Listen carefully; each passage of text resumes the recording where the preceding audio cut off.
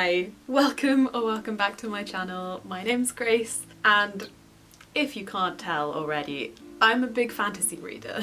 It is my absolute favourite genre. I love getting lost in a fantastical world, and something I love even more is when that magic can be fit into one book. I find fantasy standalones so impressive because there's so much detail and world building that needs to be established in just one book. And don't get me wrong, I love a series too, but sometimes you just want something that will be wrapped up in a nice little bow in that one read. And those are the books I'm going to recommend for you today. This is by no means an exhaustive list. I have so many more books to read, so I'll probably make another one of these in the not too distant future, but for now these are some of my favourites, and I hope you can find something that you like the look of. I'm gonna put this down. So first up we have Uprooted by Naomi Novik. This is a book inspired by Polish folklore. It's set in a little village on the edge of a darkly magical forest, where the only protection that this village has from the magic of the wood is a wizard who lives in a tower, and he's called the Dragon. Now, every 10 years, this wizard takes a girl from the village, and our main character, Agnieszka, doesn't think that she will get picked, but let's be real. Of course she's taken, and I know that from the offset this makes it sound like it's a Beauty and the Beast retelling, which in some ways, sure, but it really branches off from this point. And although there is a romance in this book, I would say it's definitely not the prevalent part of the story. This book is spooky. I'm a huge wimp, so maybe take what I say with a grain of salt, but this was one of the most brutal books I've read. The forest, the wood in this setting is such an unfathomable entity and so brutal and vicious, and the way that Naomi Novik writes it makes it so atmospheric and creepy, and I absolutely adore when a writer can kind of anthropomorphize or personify kind of an object or something that should be inanimate, something that shouldn't have that level of character. She manages to turn the wood into a real kind of character of its own, but not one that's at all understandable. The writing here is just gorgeous, and I really want to get to some of Naomi Novik's other novels. I've heard that Spinning Silver is really good and also a standalone, but for now would definitely recommend Uprooted. Next up we have Sorcery of Thorns by Margaret Rogerson. This is the story of a girl who lives in a magical library where if the books aren't treated well, they can become aggressive and turn into these kind of grimoire monsters. And one day one of the most dangerous grimoires is let out in some form of sabotage, it seems, and the main character, Elizabeth, tries to go after it, tries to stop it from hurting anyone basically, and in doing so is implicated in the crime.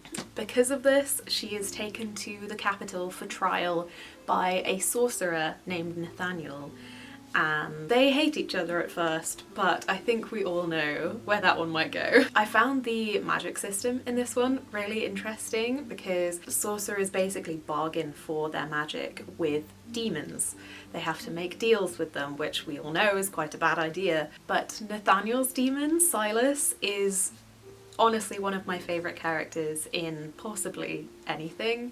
He's really complex, you can't help but warm to him and his snootiness, and he's just very endearing, but then he reminds you every now and then that realistically he would eat your soul given the chance. So he's a very complicated character, and there is a lot of discussion in here and in a lot of Margaret Rogerson's writing about kind of grey morality, characters who you can't help but like but aren't necessarily good. And I think she does that discussion really well without making the books too grim or dark. Not that there's anything wrong with that, but if you want something lighter that has those discussions, then Margaret Rogerson is definitely a good place to go to. The romance in here is very Hal and Sophie coded from Hell's Moving Castle. I adored it so much. And also the setting is very whimsical. It feels very kind of Victorian maybe. I'm bad with history, so don't quote me on that. But there are balls and beautiful sweeping libraries and lots of pretty clothes. If you enjoy that kind of period drama aspect as well, which I know I do, then you're definitely gonna get that in here. But I just love her writing so much. She's one of my favourite authors. So that is Sorcery of Thorns, but that also leads me on to Vespertine, also by Margaret Rogerson. This one is not as well loved as Sorcery of Thorns, and I have a feeling personally, I could be totally wrong, but I think that that might be partly because there's not really a romance in here, and I know a lot of people look for a good romance in their books, but if you are the kind of person who would enjoy a young adult fantasy without a romance, then this is the way to go. The protagonist, Artemisia, is training to be kind of a warrior nun. This is a setting where nuns protect the country and the people from the spirits of the dead. And one day when Artemisia's convent is attacked by possessed soldiers, she ends up opening this ancient artifact, but this means that she ends up with a very untrustworthy ancient spirit called the Revenant trapped inside of her, and they end up on the run together. I found their relationship really interesting. Again, this is Margaret Rogerson dealing with that grey and complex morality, but also a big theme of this book, I would say, is almost fake news, or the way that history can be twisted by corrupt people in power, and the way that it is always good, I believe, to question your beliefs and to really think about how they got there, what systems put those in place. But I will always recommend Margaret Rogerson. She writes so beautifully, so that is Vespertine. Next up is what feels like a no-brainer, and that is The Priory of the Orange Tree by Samantha Shannon. Now, this technically could be considered a series because it does have a prequel now, but this was very much written in a way that you can totally read it on its own. I think the prequel is set several centuries in the past, so they're very separate stories. This is a honkin' big boy. In here we follow 4 different main characters as they deal with their own problems in their different corners of the world, and slowly these stories begin to weave threads together in order to face a rising threat against just the world as a whole. My personal favourite perspective in this, which I think is a reasonably common thought, was Ede. I really love political intrigue, and her story really focused on that, and I loved the romance involved as well in this story. There is also, just as a selling point, dragon riding. But I know that this book is scary, believe me, I was scared too. And I will say that the first kind of 100 pages or so are a bit confusing, especially if you are not a fantasy reader. I wouldn't recommend this being your first fantasy read, but you do have several good maps in here and a glossary at the end of people's names, of specific words that are relevant to the setting, of a bit of the history, so you can flick between those to help you out. But honestly, once you get past kind of the 100-150 page mark, then you feel quite settled, or at least I did, and it was a lot easier than I expected it to be. There are a couple of problems I have with this story. I wouldn't say it's perfectly paced, but if you are just craving immersion in a really fast and detailed fantasy universe, then this is the way to go. And I think, again, this story has another theme of history being changed based on who is in power, and having to really delve into your beliefs and not just take what you've been taught growing up as truth and reality and hard fact, being able to question those things. So if you're scared, I believe in you, you can do it, and it will be worth it, I think. So that is The Priory of the Orange Tree by Samantha Shannon. Next up we have a young adult fantasy, and that is The Girl Who Fell Beneath the Sea by Axie O. And can we just take a moment for that cover? It's so pretty. This is a story inspired by Korean folklore. Our protagonist, Mina, lives in a town on the coast which is often ravaged by great and terrible storms. And to deal with this, every year the villagers throw a girl into the sea as a sacrifice almost to the sea god to try to appease him with a new wife. Now the sacrifice this year is meant to be Mina's older brother's beloved. And when her brother starts to chase after her, she decides that the only way she can save them both is by throwing herself in instead. But when she gets under the sea, she finds a spirit realm where the sea god seems to be enchanted into sleep. And in order to save her town, she has to figure out how to wake him up. This is perfect for fans of Spirited Away. The descriptions are so beautiful, and there are a lot of mischievous little spirits, or spirits with a lot of different characters. I will say I felt it was a little bit slow to begin with, but it did definitely pick up as it went along, and there is a lovely romance in here that feels very sweet and wholesome. If you are looking for a young adult that just has a very sweet romance in it, this is definitely a good pick. Mina as a character is just very perseverant, which I really appreciated, but I would definitely just recommend this one based on those vibes. If you're looking for that kind of Spirited Away feeling, that Studio Ghibli, then this is that in a book. So that is The Girl Who Fell Beneath the Sea by Axie O. Next up is not a fantasy in the traditional sense. It is a lot more literary, but this is definitely a fantasy story, and that is Panacy by Susanna Clarke.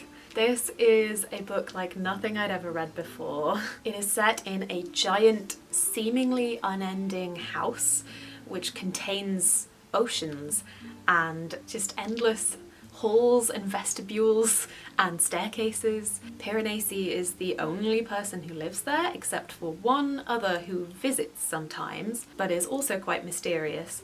And this is written in kind of diary entries, but they almost feel more like field notes. Let me just read you the kind of title of one of them, and I think you'll understand more. So an entry will be titled something like, "When the moon rose in the third northern hall, I went to the ninth vestibule.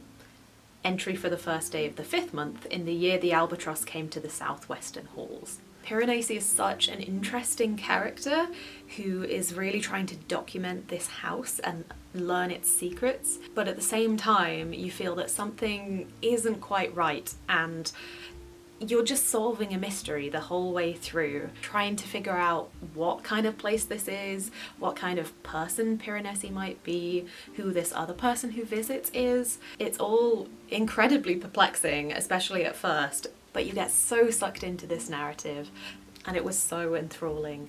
I really haven't read anything like this. I personally absolutely love a mystery, but I am too much of a wimp to read normal mystery thrillers, so this kind of fantastical mystery is so perfect for me. And if you know of any books that do that kind of thing in a similar way to Panacy, then please recommend them to me, because I want more. But for now, I can only recommend Panacy by Susanna Clarke. The next book is one that I have mentioned before on this channel, but I think that it really deserves more love, so I'm going to talk about it again. And it is a young adult fantasy standalone, and that is Deep Light by Frances Harding. This is set in an archipelago where there used to be a set of vast, unfathomable sea gods, but now the gods are dead and their parts are harvested and sold. Our protagonist Hark is a scavenger on the streets, and one day his friend Jelt gets him into trouble in a risky endeavour, shall we say. Because of this, he ends up basically being sent to do public service at an old folks' home for the old priests of the gods who are now dead. So as you can imagine, it's a very strange place. He begins to settle into this life, but then one day his friend shows up again and pressures him into doing one last job together. But of course, this job doesn't go quite to plan, and in order to save Jelt, Hark makes a choice that ends up turning him into something that Hark doesn't recognise anymore. The lore in this story is so well crafted and imagined. The gods feel very Lovecraftian in vibe, just so immense and beautiful in their way, but terrifying. But at its core, this is a story about toxic friendships, which I found really interesting. I thought the exploration of that was done really well. And once again, this is a win for the people who want a young adult fantasy without a romance. I would say this is probably younger end of young adult, but at the same time not, because it is quite spooky and it's not young in the sense that only young people could enjoy it. My partner and I both read this in recent years, and it's one of his favourite books of all time. So the main character is 14, I think, but you don't have to be 14 to enjoy this book. But that is Deep Light by Frances Hardinge.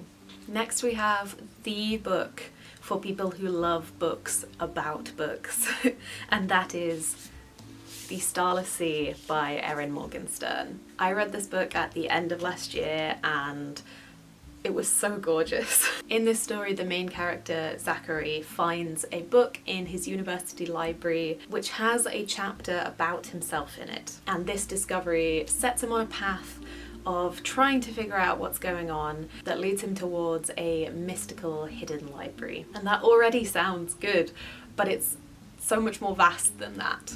This is a story full of magic doors and secret societies and discussion on writing and creativity and storytelling. As a writer myself, this was just such a joy to read. The way that Erin Morgenstern writes, especially in here, is just so gorgeous and experimental, and it weaves together different elements and voices in such an amazing way. It just reminded me, as a writer who's in a bit of a slump, of the magic that words can have, and really just reinvigorated my love for them. I am one of the people with the unpopular opinion that I didn't love The Night Circus by the same author. I did really enjoy it and it was beautifully written, but I felt that the characters were a little bit flat and I didn't find myself connecting with them. But this story does not have that problem. I really was rooting for the main character and I wanted to solve the mystery alongside him. So having that combined with how beautiful Erin Morgenstern's writing is just made this such a great reading experience, and I cannot recommend it enough, especially if you enjoy flowery prose and that kind of more literary aspect. Then I would definitely recommend The Starless Sea by Erin Morgenstern. And last but not least on this list we have one of my favourite books of all time, which is Small Gods by Terry Pratchett. Now, of course, this is a part of the Discworld series, but I kind of like to think of Discworld more as a universe in which stories are told than necessarily a series you have to read front to back, because this is one of the standalone novels that is just set in that world and it can definitely be read on its own. This is the story of a god called Om who has shrunk into a tortoise because no one really believes in him anymore except for one young man named Bruther, who's just like a melon farmer but also incredibly devout, and they end up going on a journey together and trying to unravel the corrupt version of this religion that has taken over this country. For me, this is Terry Pratchett at his best. Granted, I have only read about 5 of his novels now, but this was my first one and I have not found one since that I have loved quite as much as this one. He has his classic wit in here. It made me laugh so many times. He's just so clever, but at the same time I really rooted for these characters. I couldn't help but warm to them, and it made me quite emotional in some parts. I've noticed a theme with a few of these books that this one also covers as well, is trying to unravel the truth from the history that's been presented to you. This has a lot of themes of independent thought. For me, this was the perfect balance of levity and emotion and complex themes.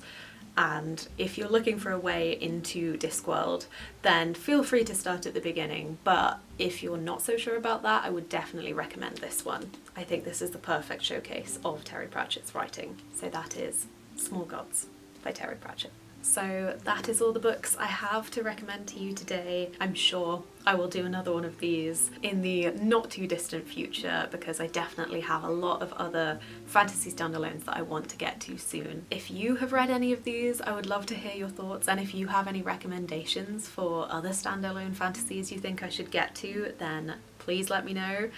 Not that my TBR needs anything adding to it, but I hope that you found something you might like to read, and I hope that you're having a lovely week, and I will see you in another video very soon.